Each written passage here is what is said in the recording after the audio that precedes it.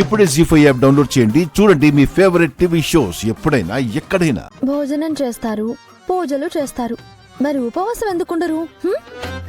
ఖాళీ కడుపుతో పూజ చేసినా ప్రయోజనం ఉండదంట ఆరు అని డాడీ చెప్పారు.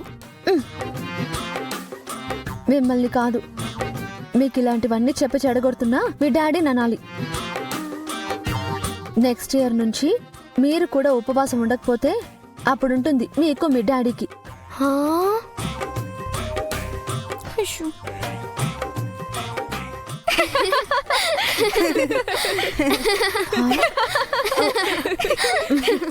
మామ్, నువ్వెందుకు ప్రతి ఇయర్ ఈ పూజ మిస్ అవ్వకుండా చేస్తావ్? రోజు ఎందుకు ఈ అమ్మవారిని మొక్కుతావ్? నేను చిన్నగా ఉన్నప్పుడు అమ్మ కావాలి అమ్మ కావాలని రోజు ఏడుస్తూనే ఉండదాన్నంట. వార్డెన్ మేడంకి ఏం చేయాలో తెలియక, నాకెలా చెప్పాలో అర్థం కాక ఆశ్రమం పక్కనే ఉన్న ఈ అమ్మవారి గుడికి తీసుకువెళ్ళి, ఇదిగో ఈవిడే మీ అమ్మగారు అని చెప్పింది. ఆ రోజు నుంచి ఈ రోజు దాకా నాకే కష్టం వచ్చినా ఈ అమ్మతోనే చెప్పుకునేదాన్ని. ఏం కావాలన్నా అమ్మని అడిగేదాన్ని. అమ్మ కదా, అందుకే ఏం అడిగినా ఇచ్చేది.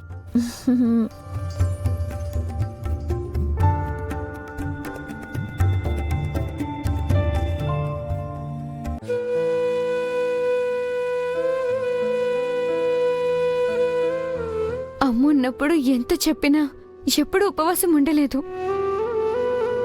ఇప్పుడు అమ్మ కోసం నువ్వు పూజ చేస్తున్నావు కదా మిస్ అమ్మ, మేము కూడా అమ్మ కోసం ఉపవాసం ఉంటాం. నానమ్మ, ఈ అమ్మవారిని ఏం కావాలని కోరుకున్నా అమ్మవారు మనకిస్తారని అమ్మ చెప్పింది. నిజంగా ఇస్తుందా? ఇస్తుందంజు. ఏం కోరుకుంటావు?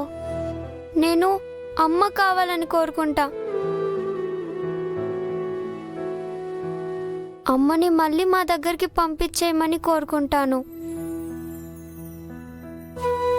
అంజుతో పాటు మేం కూడా కోరుకుంటున్నానమ్మా. అమ్మని తిరిగి మా దగ్గరికి పంపించేస్తుందా అమ్మవారు?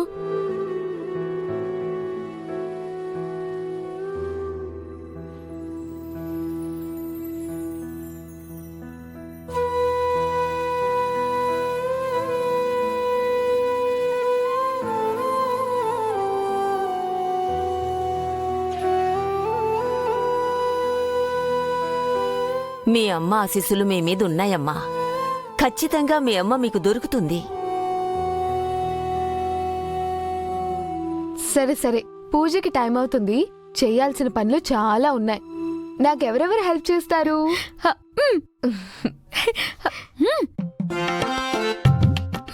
నేను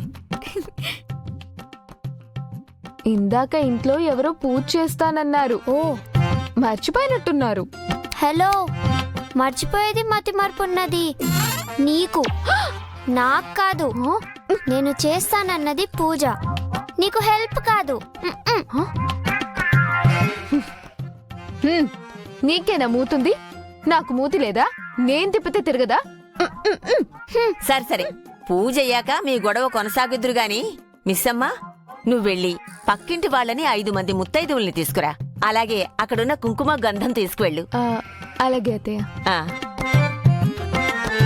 జీ5 యాప్ డౌన్లోడ్ చేసి అన్ని ఎపిసోడ్స్ పూర్తి ఉచితంగా చూడండి.